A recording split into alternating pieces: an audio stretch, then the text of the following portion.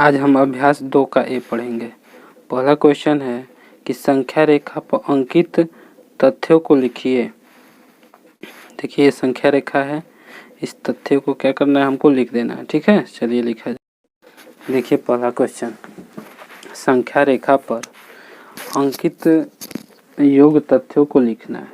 ठीक है, देखिए ये यहाँ से लेकर और ऐसे होते हुए कहाँ पर गया है, 4, 0 से लेकर 4 तक, 1 2 3 4 लिख दो, फिर प्लस, फिर यहाँ से 4 से उठने के बाद कहाँ तक गया, कितना गया है, 1 2 3 4 5, 5 यहाँ पर लिख दो। ठीक है, और देखो यहाँ से टोटल यहाँ तक कितना है, 9। 4 और 5 को जोड़ेंगे तो हमारा क्या हो जाएगा, 9 हो जाएगा। यही चीज को इस संख्या रेखा पर ऐसे दर्शा दिया है। ठीक है, इस यहाँ से लेकर ये यहाँ तक आ गया है। ठीक है, अगला है हमारा,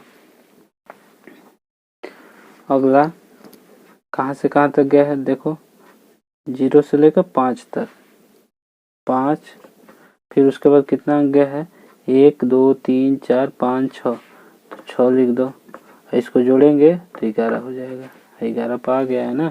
यहाँ से लेकर कहाँ तक गया, 5 तक, फिर यहाँ से लेकर कहाँ तक गया, 11 तक गया, यानी यहाँ से पूरा कहाँ गया है, 11 तक गया है। ठीक है, ये पूछ रहा था, बता दिए। ठीक है, दूसरा क्वेश्चन है कि निम्नांकित तथ्यों को संख्या रेखा पर दिखाना है। ठीक है, जैसे पहला दिया है कि 5 + 4 बराबर 5 + 4 बराबर 9, 0 + 5 बराबर 5, 2 + 3 + 4 बराबर 9। ठीक है, इसको संख्या रेखा पर दिखाना है। चलिए दिखाया जाए। पहला है 5 + 4 बराबर 9। ठीक है, चलिए दिखाया जाए। ऐसे एक हम संख्या रेखा बना दे रहे हैं, 0 1 2 3 4 5 6 7 8 9।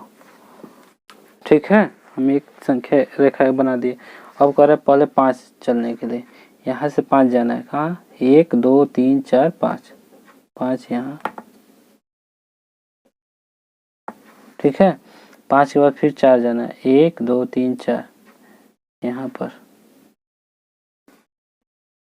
ठीक है, ये हमारा क्या हो गया, संख्या रेखा पर बनकर तैयार हो गया। देखिए यहाँ से यहाँ तक गया है, फिर यहाँ से ऐसे गया है। ठीक है, पूरा ऐसे ही हम दिखा देंगे संख्या रेखा पर। ठीक है, अब देखिए ये वाला 0 1 2 3 4 5 6। ठीक है, अब कह रहे 0 से हमको 5 तक ले जाना है। ठीक है, तो 0 तो यहीं पर है, अब इसके बाद 5 ले जाना है, 1 2 3 4 5। ठीक, तो यहाँ से ऐसे गया, तो इसको हम दिखा दिए, 0 + 5, 5 पे आ गया ना। अब देखिए ये करे 2 + 3 + 4 बराबर 9। ठीक है, वैसे हम बना लिया जाए। ठीक, अब यहाँ पर 0 1 2 3 4 5 6 7 8 9 10। ठीक है, अब देखिए पहले करे 2 तक ले जाना है, तो यहाँ इसके बाद 2 गिनो, 1 2, यानी यहाँ। ठीक है, फिर इसके बाद करे 3 जाना है, इसके बाद 3, 1 2 3। ठीक, फिर इसके बाद कह रहा है 4 जाने के लिए, इसके बाद 4, 1 2 3 4, यहाँ से ऐसे फिर ऐसे, ठीक है। देखिए ये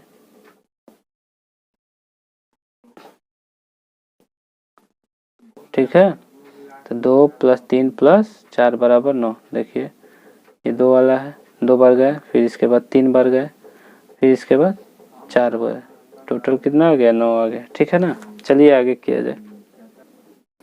तीसरा क्वेश्चन है, निम्नलिखित कथनों में रिक्त स्थानों की पूर्ति कीजिए। पहला दिया है 345 + 789, फिर बराबर के चिन्ह दिया है, उसके बाद बॉक्स दिया है, उसके प्लस 345, यानी बॉक्स में क्या भरा जाएगा। इसी तरह दूसरा दिया है 2889 + 0 और खाली स्थान दिया है, इसमें बॉक्स दिया है, इसमें क्या भरा जाएगा। फिर इसी तरह तीसरा है 234 + 456 एक ब्रैकेट में, उसके बाद प्लस 789 बराबर एक बॉक्स दिया है, प्लस ब्रैकेट में 456 + 789, ठीक है। किया जाए आगे। देखिए क्वेश्चन, अब थोड़ा सा इस पर ध्यान दीजिए। पहला हम 4 प्रगुण पढ़े हैं। पहला क्या पढ़े हैं कि दो पूर्ण संख्याओं का योग, किन्हीं दो पूर्ण संख्याओं का योग एक पूर्ण संख्या होता है, ठीक है। तो इसमें तो ऐसा कोई दिया नहीं है। अब ये देखिए, दूसरा हमारा प्रगुण है क्रम विनिमय। क्रम विनिमय का मतलब ये हुआ कि कोई भी दो पूर्ण संख्या है, उसका क्रम आपस में बदल दिया जाए और उसको जोड़ा जाए तो उसके मान में कोई अंतर नहीं आएगा, ठीक है। जैसे 345 + 789 कर दें या 789 + 345 कर दे, इसके मान में कोई अंतर आने वाला नहीं है। देखिए 345 इधर है, इधर भी 345 है, ठीक है। इधर 789 है, तो हम क्या करेंगे 789 इधर लिख दीजिए। देखिए 345 और प्लस 789 या 789 + 345 जोड़ेंगे तो इसमें मान में कोई, इस जोड़ने के बाद इसके मान में कोई अंतर आने वाला नहीं है, ठीक है। अब अगला हम प्रगुण पढ़े थे कि किसी संख्या में हम शून्य जोड़ते हैं, किसी भी संख्या में हम शून्य जोड़ते हैं तो क्या होता है कि योगफल वही संख्या होता है।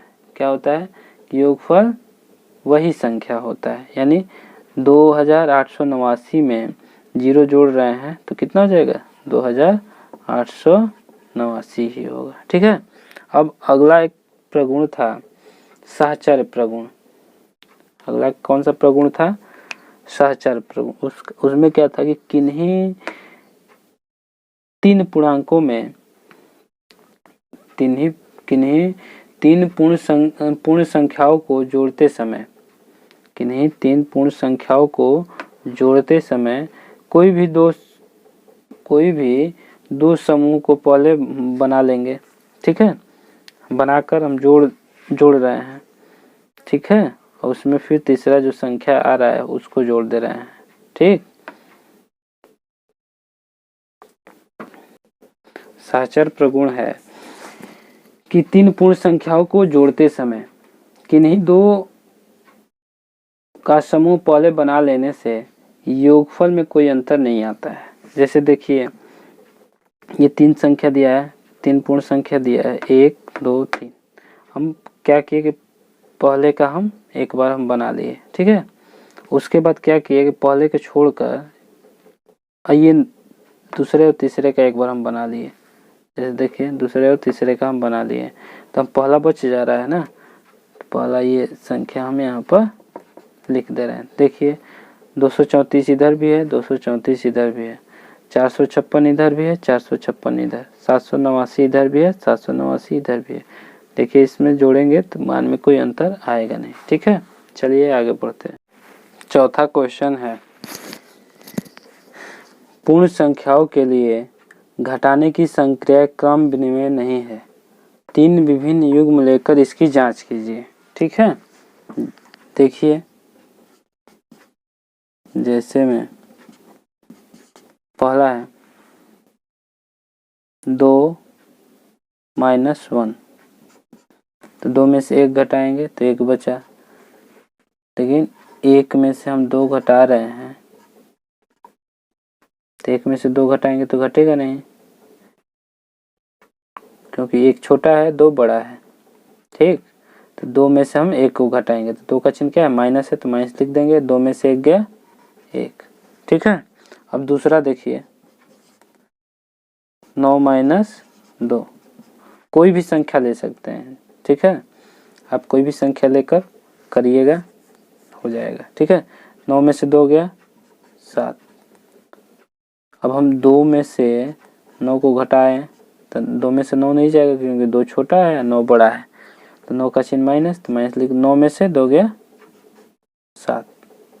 ठीक है, तीसरा 11 - 2, 11 में से 2 गया, 11 में से 2 गया 9, लेकिन हम 2 में से 11 घटाएंगे तो नहीं घट पाएगा, क्योंकि 2 छोटा है और 11 बड़ा है। और देखिए 11 के चिन्ह माइनस है, तो माइनस लिखो, 11 में से 2 गया 9, तो हम लिख देंगे कि अतः पूर्ण संख्याओं के लिए घटाने की संक्रिया क्रम विनिमय नहीं है। ठीक है, अतः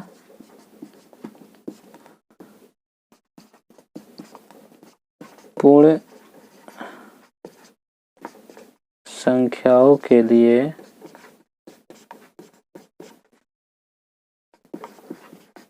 घटाने की संक्रिया क्रम विनिमय नहीं है। ठीक है, आप लोग का अभ्यास समाप्त हो गया। अब अगले दिन पढ़ेंगे अभ्यास दूसरे का भी। ठीक है।